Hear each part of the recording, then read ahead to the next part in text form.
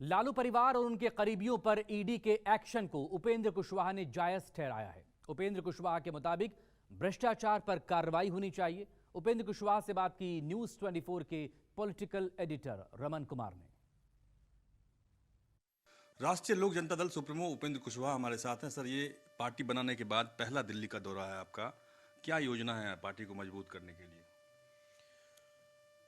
देखिए, पार्टी तो बिहार में मजबूती से उभर रही है, क्योंकि हमने देखा है पार्टी गठन के तुरंत बाद हम लोगों के बीच जा रहे हैं विरासत बचाओ नमन यात्रा के माध्यम से। जितनी अपेक्षा नहीं थी उससे ज़्यादा लोगों का समर्थन दिख रहा है। सोसाइटी के सभी सेक्टर का सपोर्ट हर जगह हर तरह से दिख रहा है, तो उस रूप में तो काफ़ी मजबूती से हम लोग आगे बढ़ रहे हैं। लेकिन इसका विस्तार हम लोग बिहार से बाहर के राज्यों तक ले जाएंगे और कई जगह दूसरे राज्यों में जो साथी जेडीयू के भी बहुत सारे लोग हैं जो संपर्क में हैं और पहले से जो हमारे साथ रहे हैं लोग, काफ़ी लोग संपर्क में हैं और हमारी कोशिश है कि दिल्ली और बाकी राज्यों में पार्टी को विस्तारित किया जाए, सब जगह पार्टी की यूनिट बने। और मुझको लगता है कि जितने लोगों का टेलीफोनिक मैसेज या फिर मिलकर भी बहुत सारे लोगों ने बात की है, तो उसके आधार पे जल्दी ही हम बिहार और बिहार से बाहर भी पार्टी को मजबूती से ले जा पाएंगे। एनडीए में शामिल होने की चर्चा लगातार चल रही है, क्या पार्टी फोरम पे इस बारे में विचार किया गया है या आने वाले समय में विचार किया जाएगा? देखिए, अभी तो 10 से 15 दिन पहले हमने पार्टी का गठन ही किया है। अब अभी अपने साथियों के साथ हमने यह विमर्श नहीं किया है कि गठबंधन कैसे किया जाए, कहाँ किया जाए, किन के साथ किया जाए, तो उस रूप में कोई परामर्श अभी हमने किया ही नहीं है। परामर्श करेंगे, निर्णय होगा, फिर बताएंगे। लेकिन मोटे तौर पे तो इतना तय है कि गठबंधन से इनकार आज की तारीख में कोई पॉलिटिकल पार्टी नहीं कर सकती है। कहीं ना कहीं गठबंधन के आधार पे ही लगभग सभी पार्टी चल रही है, तो हम भी गठबंधन से इनकार नहीं कर रहे हैं। और गठबंधन में निश्चित रूप से बिहार में जो जेडीयू की कोशिश है कि आरजेडी के हवाले फिर से बिहार को कर दिया जाए, इसको बिहार को वहाँ जाने से रोकने के लिए जो लोग भी साथ होंगे, सहायक होंगे, उन लोगों के साथ हमारी राजनीतिक दोस्ती हो सकती है। लेकिन स्पेसिफिक किसी पार्टी का नाम बताना, किसी गठबंधन का नाम बताना तब तक संभव नहीं है जब तक हम पार्टी में फैसला न ले लें। इस बीच आपको वाई सिक्योरिटी मिली केंद्र सरकार की तरफ से, कयास ये भी लगाया जा रहा है कि केंद्र सरकार से नज़दीकी होने का एक काफ़ी ज़्यादा प्रमाण है ये। देखिए, नज़दीकी के आधार पे कोई अगर प्रमाण आरोप लगा रहा है तो हम तो बिहार में अभी बिहार की सरकार के द्वारा हमको वाई प्लस सिक्योरिटी मिली हुई है, तो नज़दीकी होने के कारण नहीं मिलती है ना सिक्योरिटी, चाहे बिहार की सरकार दे या भारत की सरकार। आवश्यकता के हिसाब से सिक्योरिटी किसी को दी जाती है, तो आवश्यकता थी तभी तो बिहार की सरकार ने हमको सिक्योरिटी दी। उसी में फिर भारत की सरकार में भी मैसेज है अगर किसी रूप में कि हमको सिक्योरिटी की ज़रूरत है, तो भारत की सरकार ने दी है, तो इसमें कोई इसकी व्याख्या अलग तरीके से की जाए इसकी ज़रूरत तो है नहीं। अब जरा बात कर लेते हैं जांच एजेंसी के बारे में, क्योंकि लगातार सीबीआई ईडी की छापेमारी चल रही है लालू प्रसाद यादव और उनके परिवार के खिलाफ में। आज भी ईडी की छापेमारी पूरे देश में चली। आपको लगता है कि बार बार ये बताने की कोशिश की जा रही है? तेजस्वी यादव ने कहा कि मेरे घर में ही दफ्तर खोल लीजिए, बार बार हर एक महीने तो आपको आना ही पड़ता है।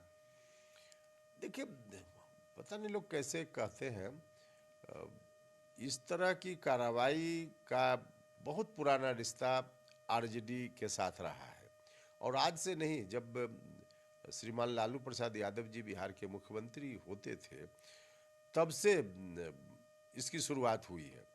और जो लोग भी इस तरह का आरोप आज लगाते हैं उनको देखना चाहिए कि पहली बार लालू जी इस तरह के मामलों में जब जेल गए उस समय किसकी सरकार थी? उस समय तो उन्हीं की सरकार थी या उनकी पार्टी या उनके गठबंधन, उनके समर्थन वाली सरकार थी, तो तब से इस तरह की कार्रवाई हो रही है। तो कुल मिला जुला कर नया तो कुछ इस परिवार के लिए है नहीं। नया किसी के साथ अचानक से हो जाए तब उस पर अलग से सोचने की ज़रूरत या उसकी व्याख्या की ज़रूरत पड़ती है। इनके साथ तो पहले से हो रहा है, कोई नया तो है नहीं। पिछली बार जब इस तरह की घटना हुई थी, सामने आई थी, तो नीतीश कुमार ने जीरो टॉलरेंस की बात कह के अपने आप को अलग कर लिया था आरजेडी से।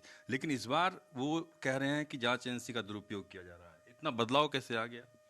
देखिए, अब इस बात का जवाब तो उन्हीं को देना चाहिए, क्योंकि जो लोग भी लालू जी के ऊपर पहली बार जांच कराने के जिम्मेवार हैं, सीबीआई से जांच हो, सीबीआई से जांच हो, जांच जब नहीं हो रही थी तब कोर्ट गए, कौन लोग थे? जो लोग भी थे, आज जेडीयू के नेता हैं या आरजेडी के नेता हैं, श्रीमान ललन सिंह जी, जनता दल यूनाइटेड के राष्ट्रीय अध्यक्ष, यही पेटिशनर थे। बिरसिन पटेल साहब आरजेडी के नेता हैं, शिवानंद तिवारी आरजेडी के नेता हैं। तो यही लोग पेटिशनर थे, पहली बार हाई कोर्ट को कहने गए थे कि सीबीआई से जांच कराइए। तो अब इन लोगों को इस बात का जवाब देना चाहिए कि आखिर जब आज गलत हो रहा है, ऐसा लोग कह रहे हैं, तो क्यों उन दिनों इन लोगों ने कोर्ट में जाकर अपना फरियाद किया था?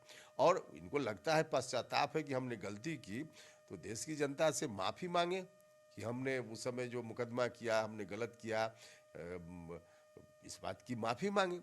अब दो तरह की बात नहीं चल सकती है ना। खुद ही जिम्मेवार हैं, इन्हीं लोगों के चलते लालू जी को परेशानी, और आज उस परेशानी को देखकर इनको पॉलिटिकल फ़ायदा लेना है तो कह रहे हैं कि दूसरे लोग परेशान कर रहे हैं। ये तो पॉलिटिकल फ़ायदा की दृष्टि से इस तरह का बयान है और कुछ नहीं। नीतीश कुमार के बारे में आप लगातार कहते हैं कि वो अपना निर्णय अब स्वयं नहीं लेते हैं, किसी से प्रभावित होकर निर्णय लेते हैं, ऐसा क्यों आपको लगता है?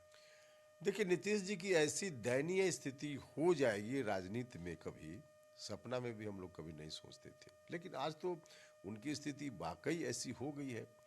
अब अपनी इच्छा से बिल्कुल भी नीतीश कुमार जी कोई निर्णय नहीं ले रहे। अपनी इच्छा से निर्णय लेते तो 2015 में जिन कारणों से आरजेडी से अलग हुए थे, वह कारण तो आज भी उसी रूप में है, और फिर आरजेडी के साथ होने का क्या मतलब था? मतलब सीधा है कि अपनी इच्छा से नहीं, अब जो सलाहकार लोग हैं अगल बगल, उनकी इच्छा से कुछ भी निर्णय ले रहे हैं, और वहां से अब बाहर आना भी नीतीश जी के लिए संभव नहीं। ये तो उपेंद्र कुशवाहा जिन्होंने तमाम मुद्दों पर बेबाकी से बात की। कैमरा पर्सन नितिन के साथ अरुण कुमार, दिल्ली, न्यूज़ 24।